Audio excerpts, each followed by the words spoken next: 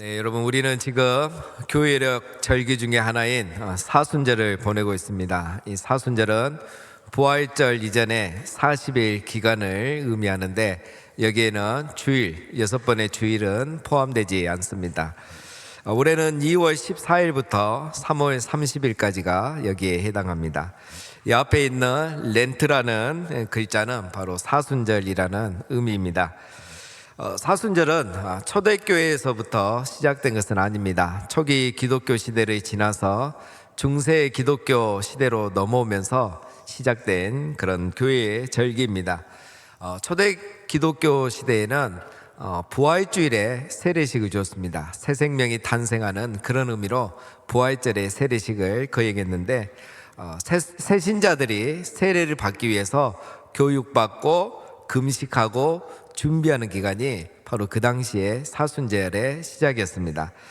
그런데 이것이 이제 시간이 지나면서 우리 일반 성도들도 부활절을 맞이하기 위해서 뭔가 준비를 해야 된다, 그런 생각을 하기 시작하면서 규율들이 하나씩 생기고 또 많아지고 기간이 무려 40일로 이렇게 늘어난 겁니다. 초기에 그래서 이 사순절 기간에는 굉장히 엄격한 규율들이 많았는데요. 그 중에 하나가 우리 기독교인들은 이 사순절 기간에는 엄격한 금식을 해야 됐습니다. 그래서 하루에 저녁 한 끼만 먹어야 됐고요. 고기는 먹을 수 없고 계란과 채소와 생선만 먹을 수 있었다고 합니다. 이 시대에 태어나지 않는 것이 정말 다행이라고 생각이 될 정도죠. 여러분, 우리 교회는 지금 특별한 사순절을 보내고 있습니다. 올해는 사순절 성경 필사를 하고 있습니다. 성경 필사를 통해서 우리는 더 경건하고 또 의미 있게 이 사순절을 보내고 있습니다. 특별히 이번에는 이 사순절 성경 필사에 참여함으로써 우리 한국 컨벤션을 통해서 인도네시아의 청소년들을 위해 후원기금으로 우리가 195만 원을 보냈고, 또 이번에 태국 치앙라이 우리 산족 청소년들을 위해서 162만 원을 이 필사를 통해서 우리가 후원에 참여하게 된 것입니다. 그리고 작년 성탄 감사금을 우리가 드렸는데 그 중에서는 우리 고신대학교 발전기금을 위해서 우리 교회가 또 1천만 원을 이렇게 후원기금으로 드렸습니다. 작년 기억나십니까? 작년 사순절 또 우리 고난주간에는 또 이렇게 이웃 돕기 해서 지역의 약 100가정에게 희망상자를 나눠드리면서 우리가 나눔의 금식과 또 공유의 구제를 친히 실천을 했습니다. 우리는 이렇게 사순절을 보내면서 나눔의 금식, 공유의 구제, 또 경건의 시간을 아주 의미 있게 보내고 있습니다. 여러분, 이것이 바로 사순절의 참된 의미라고 생각합니다. 사순절에 고기를 먹지 않는 것이 중요한 것이 아니고, 이 사순절에는 예수님의 사랑을 우리가 다시 기억하고 그 사랑을 실천하는 것이 중요하기 때문에 오늘 우리는 이렇게 보내고 있습니다. 그런데 여러분, 무엇이든지 좋은 의도로 시작했던 것이 시간이 지나면 정신은 사라지고 전통과 형식만 남게 되어 있죠. 그리고 이것이 시간이 더 흐르게 되면서 형식이 율법이 되고 또 전통이 신앙이 되어버리는 그런 것을 우리는 기독교 역사에서 보고 있습니다. 이것은 우리 예수님 당시에도 마찬가지였습니다. 하나님이 율법을 주신 의도와 목적을 무시하고 사람들은 율법을 형식적으로, 문자적으로 또 소극적으로 그렇게 지키고 있었습니다. 살인하지 않으면 자기는 율법을 잘 지키는 의인이라고 이렇게 생각을 하고 있었죠. 그리고 부유한 것만이 복이고 강한 것만이 복이라고 그렇게 생각을 했었습니다. 예수님은 그런 그들에게 이 팔복의 말씀과 또 율법의 진리를 가르쳐 주고 계십니다. 예수님께서 가르치신 이 내용의 결론은 한마디로 말하면 올바른 신앙생활을 해라, 이런 뜻입니다.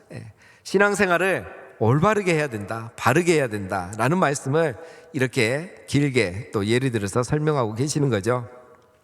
그래야지 신앙이 위선과 외식이 되지 않고 신앙생활이 종교생활이 되지 않고, 그래서 천국 백성은 올바른 신앙생활을 할 수 있어야 한다고 가르친 겁니다.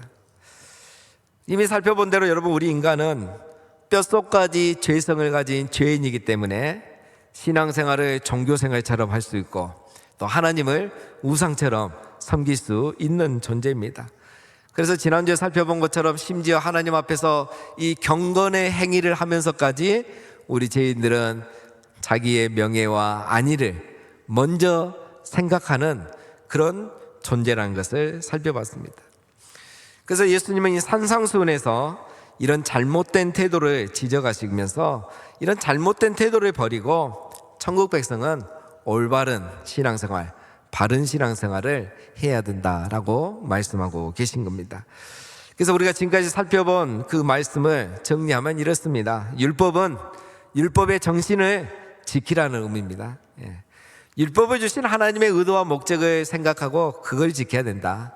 형식과 또 이렇게 문자적으로 소극적으로 지키는 것은 의미가 없다는 거죠. 또 참된 경건이라는 것은 하나님만 의식하는 것이다.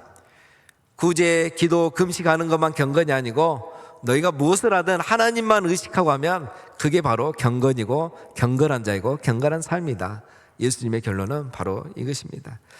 여러분, 우리가 신앙생활을 올바르게 하기 위해서는 오늘 이 예수님의 가르침을 항상 기억해야 하는 것입니다.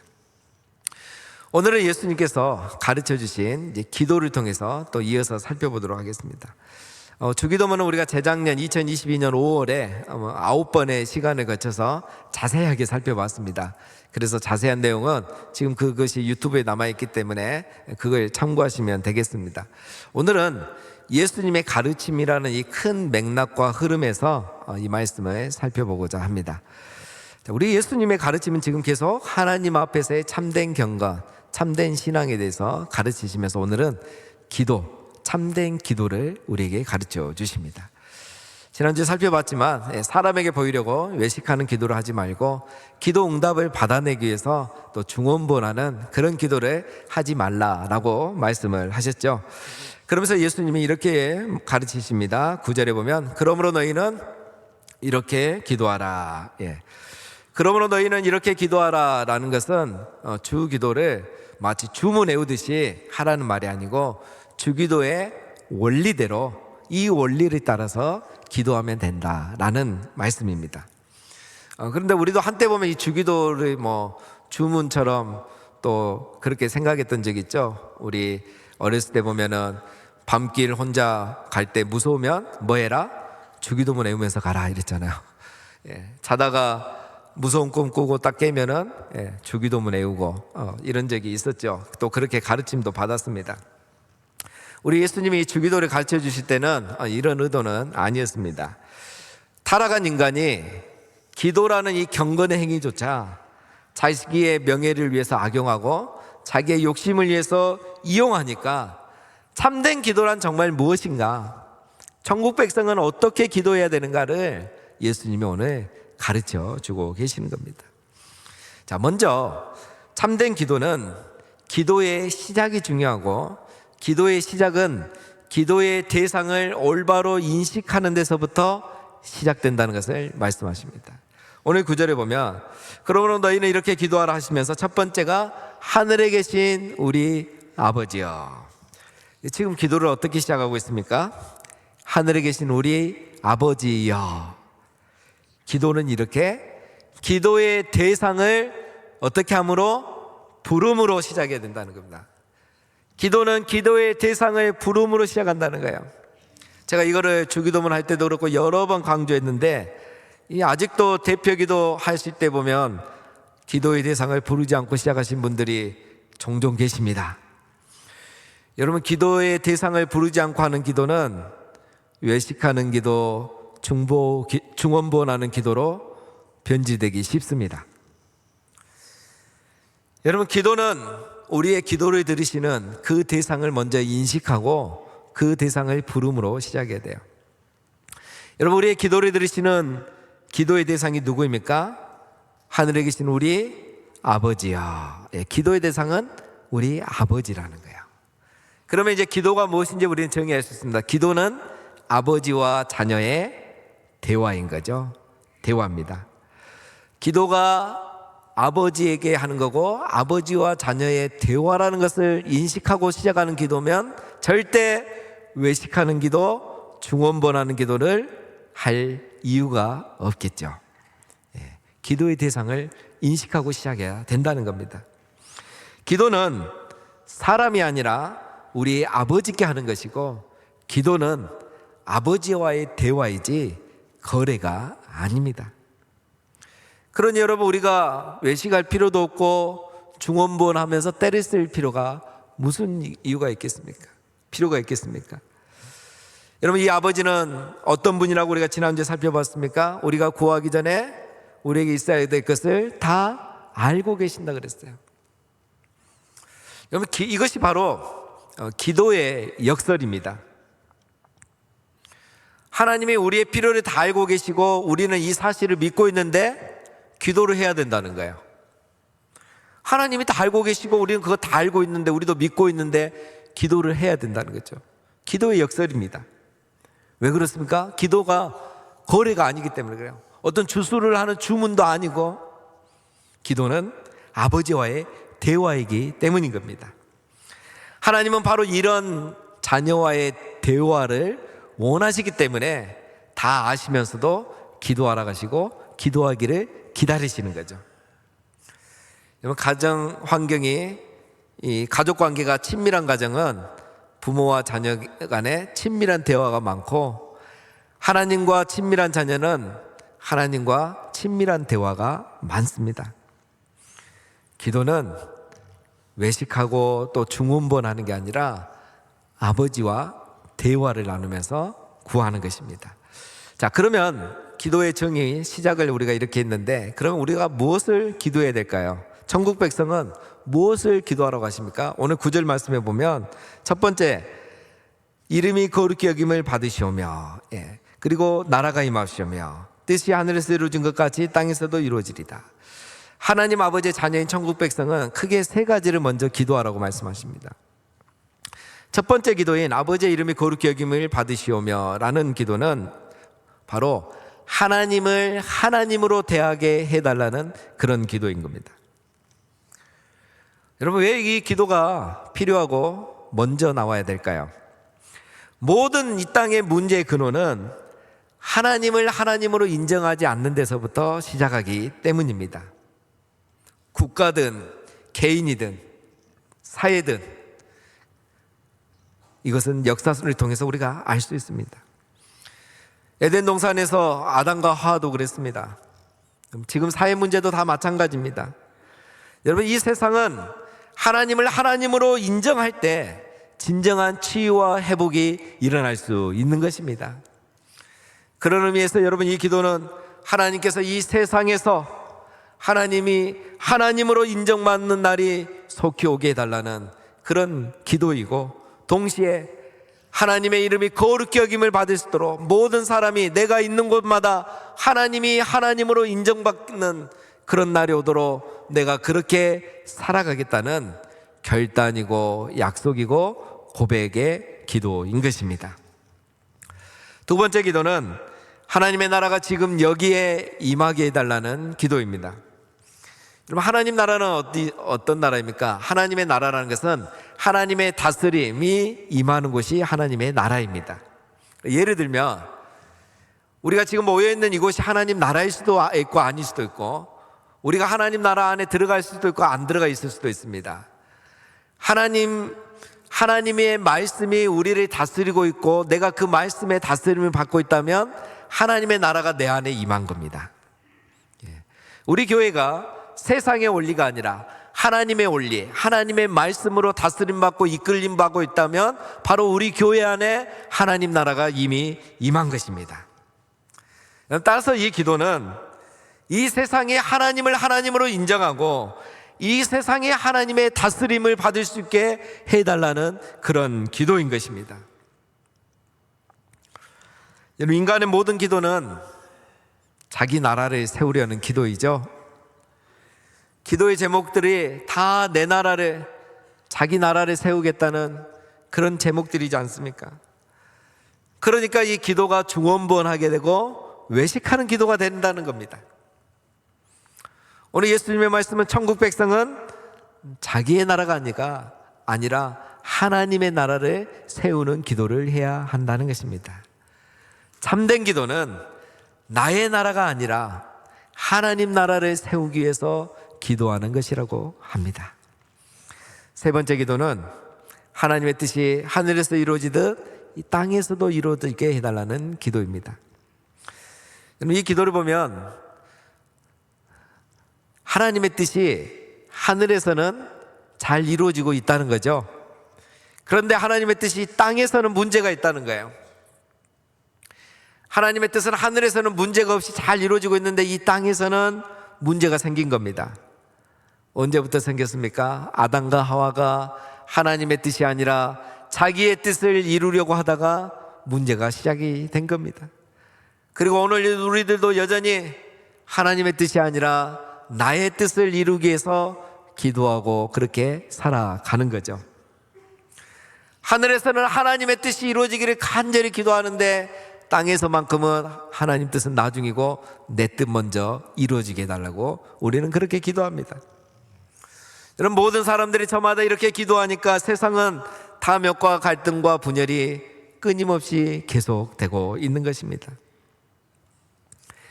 하나님을 하나님으로 인정하지 않고 자기 자신이 하나님이 되려고 하고 하나님의 나라가 아니라 자기 나라를 세우려고 하고 하나님의 뜻이 아니라 자기 뜻을 이 땅에 세우려고 하기 때문에 우리 인류의 문제가 계속되고 하나님의 나라가 이 땅에 아직 온전히 임하지 않는 것입니다.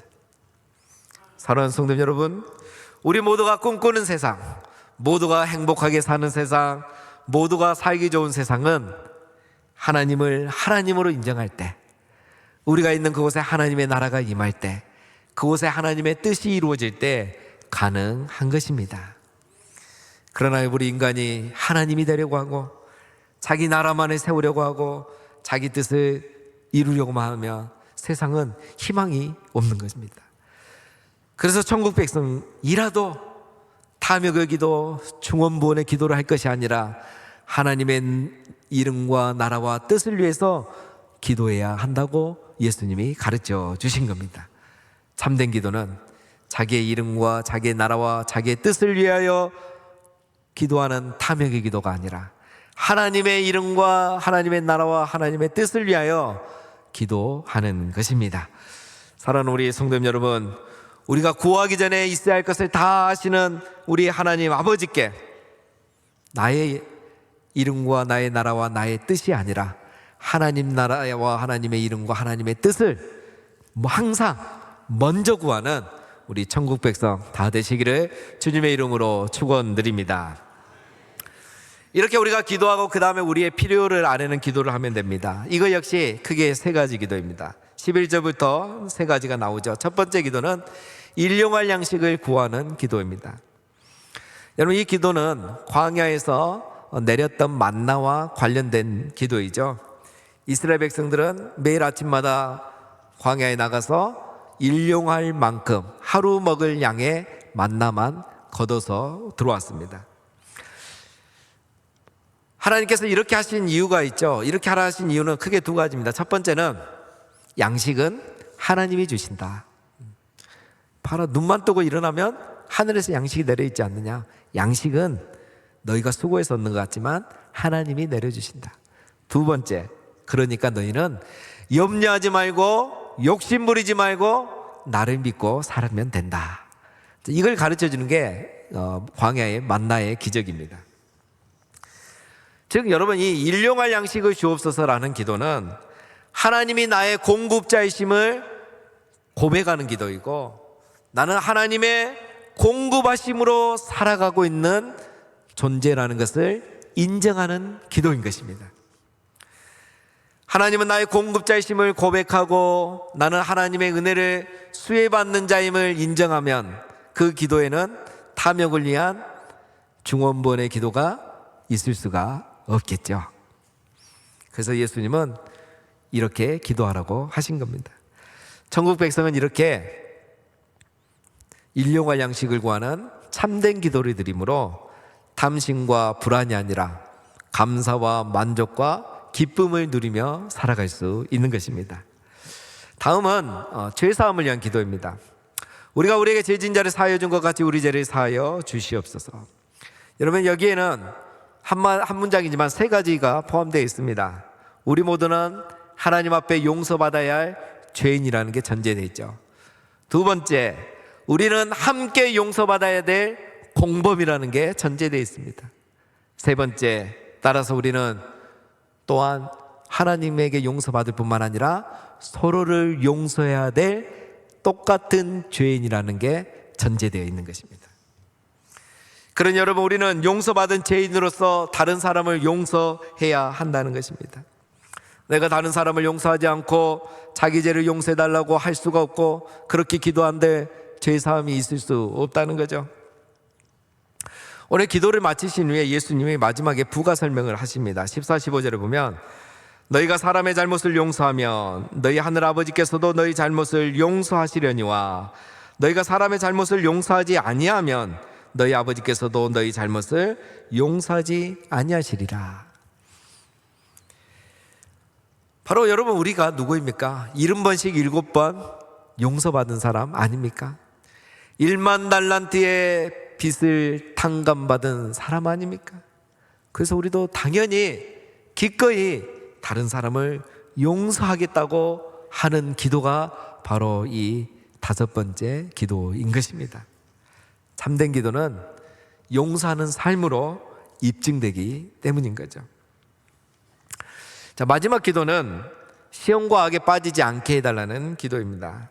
우리를 시험에 들게 하지 마시고 다만 악에서 구하시옵소서. 여기서 시험은 어떤 시련을 말한 게 아니라 유혹을 말합니다. 시험과 시련은 우리 믿음을 성숙하기 위해서 하나님이 좋은 의도로 주신 거지만, 유혹은 우리를 넘어뜨리게 하기 위해서 사단이 나쁜 의도로 주는 것이죠. 우리가 이미 살펴봤지만 여러분, 우리가 구제하고 기도하고 금식할 때도 마귀는 우리를 유혹합니다. 그래서 이 경건 행위에조차도 인간의 탐욕과 명예, 그 욕심이 들어가서 외식하고 또 중언부언하는 그런 악한 행위를 하게 되는 겁니다. 거기에 마귀의 유혹이 들어가기 때문이죠. 그럼 마귀는 이렇게 악하고 우리는 이렇게 연약하기 때문에 우리는 이 기도를 해야 하는 것입니다. 기도하지 않고 방심하면 순식간에 우리는 경건의 행위를 하면서조차도 이렇게 유혹에 넘어가고 악에 빠지게 되는 겁니다. 기도하지 않는 것은 마귀의 악함을 모르거나 자기의 연약함을 모르기 때문입니다. 그리고 기도하지 않고 있다는 것은 여러분, 이미 우리가 살펴본 것처럼 유대인들이 구제와 기도와 금식을 하면서도 유혹과 악의 시험에 빠져 있었던 것처럼 오늘 우리도 어떤 경건의 행위와 선행을 하고 있다 할지라도 나도 모르게 마귀의 시험과 유혹에 빠져서 하나님이 인정하시는 참된 경건이 아닐 수도 있다는 것입니다. 그래서 우리는 이런 유혹과 시험에 빠지지 않도록 다른 기도보다도 시험과 악에 빠지지 않도록 구해달라는 기도를 해야 된다라고 예수님이 가르쳐 주신 겁니다. 자, 사랑하는 여러분, 우리 예수님이 가르쳐 주신 기도와 또 일반 모든 종교인들이 드리는 기도를 보면 차이점이 있습니다. 오늘 6가지를 다 살펴봤는데요, 모든 종교인들이 드리는 기도는 내용이 뭐입니까? 결론은 잘 살게 해주세요. 잘 되게 해주세요. 잘 살게 해주세요. 이게 이제 모든 기도입니다. 그런데 오늘 우리 예수님의 기도는 바로 살게 해주세요. 바로 살기 위해서, 바르게 살기 위해서, 올바르게 신앙생활하기 위해서 드리는 기도인 겁니다. 우리가 바로 살기 위해서 하나님의 이름과 나라와 뜻이 이루어지게 해달라고 기도하는 것이고, 우리가 바로 살게 하기 위해서 하나님 일용할 양식만 구하고 용서하고 시험과 악을 이기게 해달라는 그런 기도를 드리는 것입니다. 천국 백성답게 바로 살기 위해서 참된 기도를 하는 법을 우리 예수님이 가르쳐주고 계시는 겁니다. 왜 그렇습니까, 여러분? 누구든지 삶을 능가하는 기도를 할 수 없고 기도를 넘어서는 삶을 살 수 없기 때문입니다. 기도하는 대로 살고 사는 대로 기도하게 되어 있는 것이죠. 기도를 들으면 그 신앙을 알 수 있고 그 참된 경건인지를 알 수 있는 것입니다.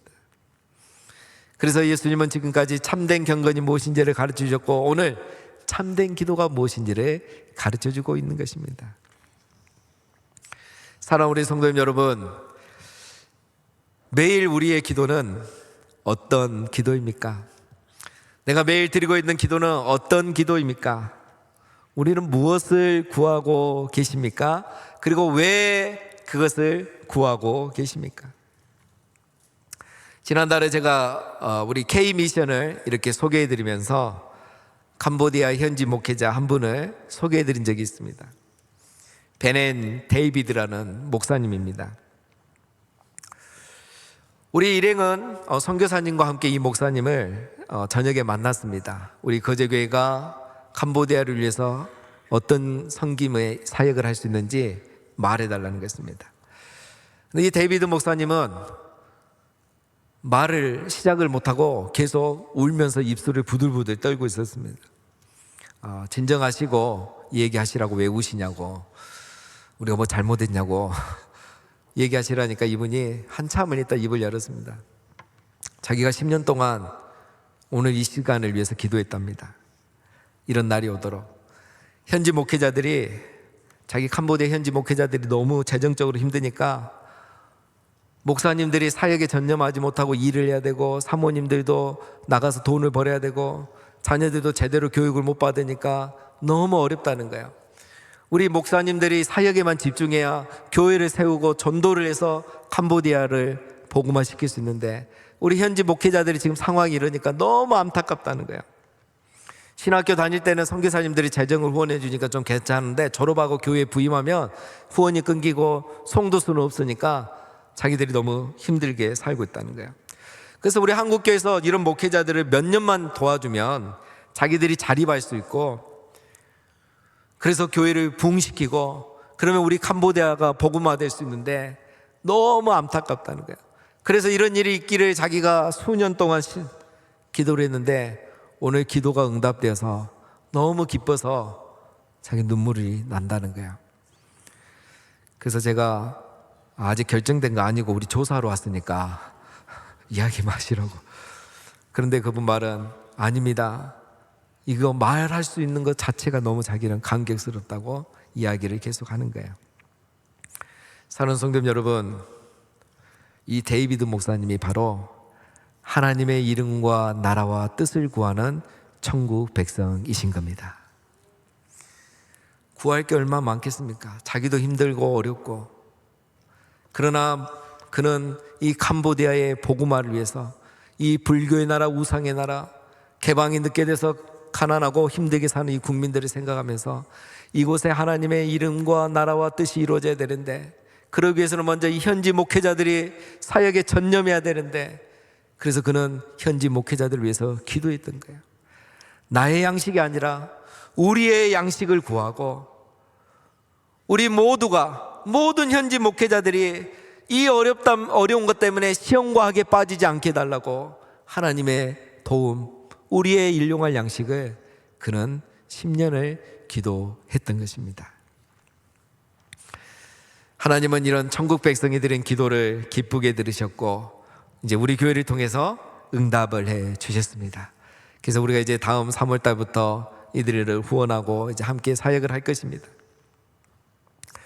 사랑하는 성도님 여러분, 천국 백성의 기도는 종교인들이 드리는 기도와는 다른 것입니다.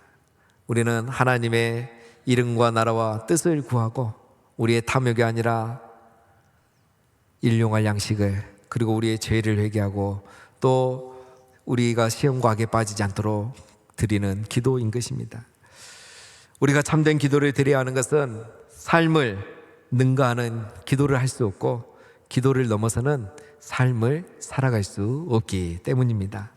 사랑하는 여러분, 우리 모두도 우리가 있는 곳에, 그곳이 가정이든 직장이든 사회이든 어디이든, 그곳에 나를 통해서 하나님의 이름과 나라와 뜻이 이루어지도록 기도하고, 나의 양식만이 아니라 우리의 양식을 구하고, 우리 모두가 시험과 악에 빠지지 않기를 날마다 기도하는 천국 백성으로 살아가시는 우리 모두가 다 되시기를 주님의 이름으로 축원드립니다.